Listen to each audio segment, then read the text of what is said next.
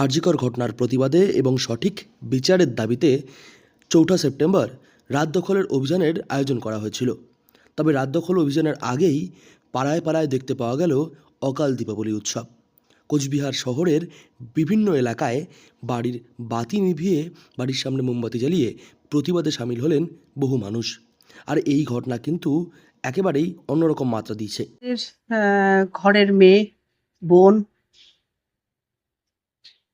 মেয়েদের যে এই লাঞ্ছনা এই অপমান তার প্রতিবাদ, শুধুমাত্র একটা প্রতিবাদ করার জন্যই আমরা এই মোমবাতি, আজকে ডক্টরসরাই আমাদের এই রিকোয়েস্ট করেছিল 9টা থেকে 10টা 1 ঘন্টার ঘরের লাইট অফ করে মোমবাতি জ্বালিয়ে এই প্রতিবাদটুকু আমরা কি করতে পারি, শুধুমাত্র এইভাবে প্রতিবাদ করে তাদের পাশে দাঁড়াতে পারি, একটা বিচার চাইতে পারি।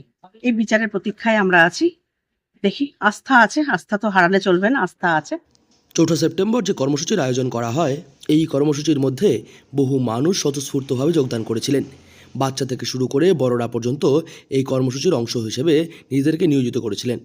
শাঁখ বাজানো থেকে শুরু করে গান, কিছু সময় মোমবাতি দিয়ে মিছিল এবং রাস্তায় লেখা পর্যন্ত লেখা হয়।